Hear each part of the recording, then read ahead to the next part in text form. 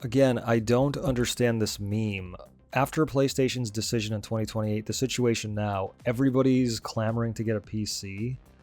Can somebody explain to me why people would leave PlayStation? Because they're trying to, end production of physical discs and then go to PC where nobody's even buying physical discs because Steam is really the only place where people play, and that's all digital and that's all DRM.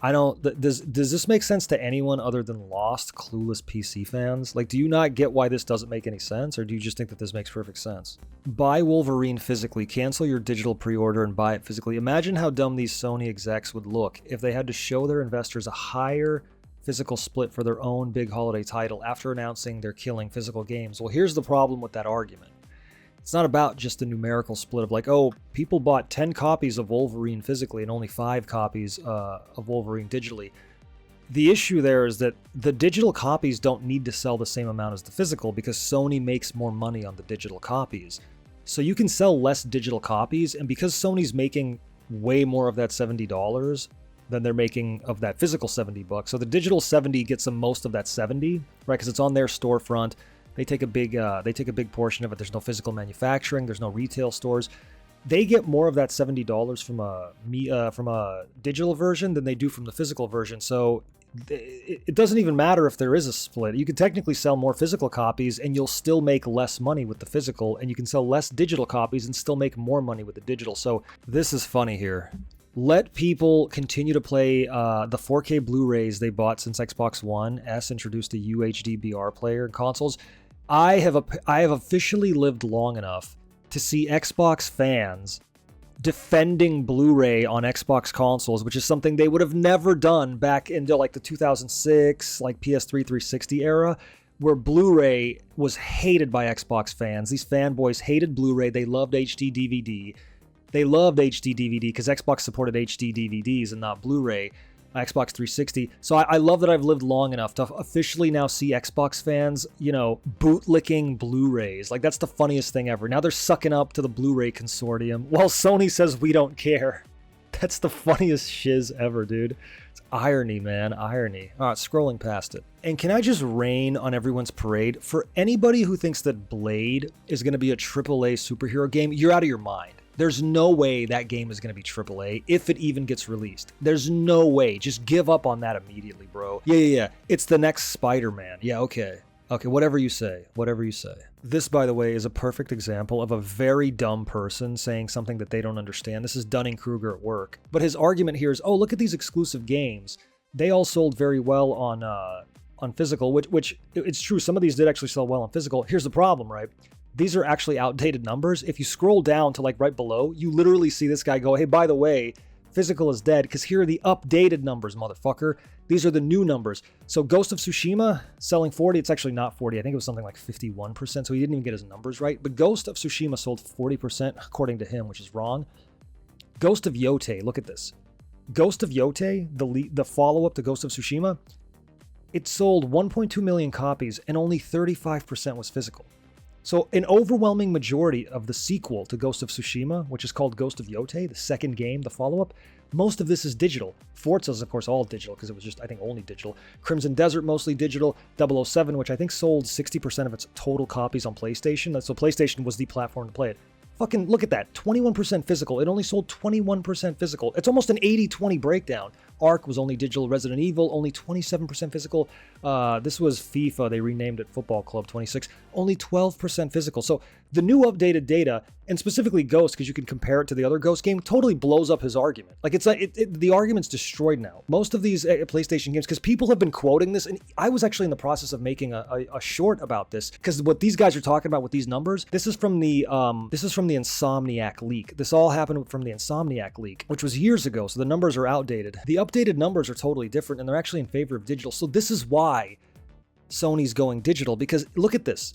Ghost of Yotei, majority of Ghost of Yotei, a majority of it was sold on digital, right? Look at that. Look at this. This is great. This is why they're doing this. This is why they're going digital. People have to understand this is why. And this is from Alinea. This isn't some random thing somebody made up. This is from Alinea. Again, these memes, F Sony, vote with your wallets.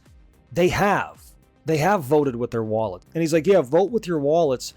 Okay, How about the people that bought Star Wars Jedi Survivor? 60% was digital, bro. How about Hogwarts Legacy? 56% was digital. Resident Evil Remake, 55% was digital. Assassin's Creed Mirage, 51% digital. And then here you get Spider-Man breakdown in favor of digital. In favor of physical. So like they did. The people that bought this, and this voted with their wallets, and also this. 50% of the games people voted with their wallets and bought the digital, and 50% bought the physical. And then these numbers are slightly old too. These are older numbers from a couple of years ago. Vote with your wallet, and then you post something that shows that half the games here are selling digitally, like in terms of the majority of sales. Like I don't. Yeah. Okay. I don't understand this. Why is it being posted? This is a good one too. Games and network services revenue by year.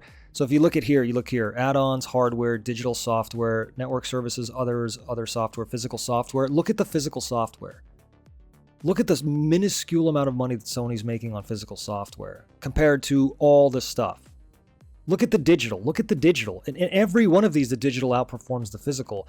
So it's pretty easy to like figure out like, yeah, that's why they're getting rid of digital. That's why they're getting rid of physical. It's just not a huge driver anymore. That's the thing. It's just not. I get that people are upset about it, but it's just not a big driver. The numbers are talking and they're saying focus on digital, focus on network services. Because you look at digital right here, look at the digital. Look at the network services. Okay, digital and network services are huge. Physical games are not. So, it is what it is, man. Like that's what the data tells us.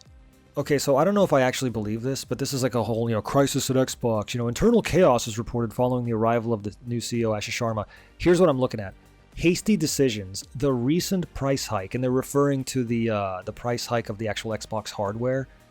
The price hike was improvised to react to Apple.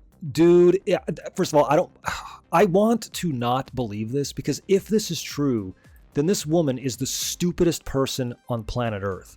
If you're hiking Xbox prices to compete with Apple, you are stupid. You do not even know who the hell you're competing with. I mean, I know, but I don't know if this is true, because this is like some random idiot posting this. But it's like, oh my God, if there's any truth to this, that's the dumbest thing ever. Frustrations in the studios. They feel they're footing the bill for the sales flop of Black Ops 7. That's true. Executives disconnected. Developer claims consultants and Twitter, that's accurate, are listened to more than them, probably. I think that's probably true. Internal doubts about the viability of betting on more hardware and keeping Gears E-Day exclusive. That's a bizarre. Why the hell would this be exclusive? I mean, they're going to lose money on it. They're going to lose money on E-Day because they made it exclusive to that stupid broken down Xbox Series. And once it doesn't sell anything because it's on Game Pass, and once it fails miserably commercially, they're going to fire more people. They're going to, because it's going to fail to make money. They invested a certain amount of money in Gears E-Day. It's going to be a commercial disaster. It will fail. It will not sell well. And when it fails to sell well, they're going to fire more people. They're going to have to fire more people because they're going to be wasting money on it. Some studio heads are already accepting it after the Activision purchase. Xbox is under the total control of Satya. Well, duh. Satya, yeah, dude. It's man, it is not good over there. Oh.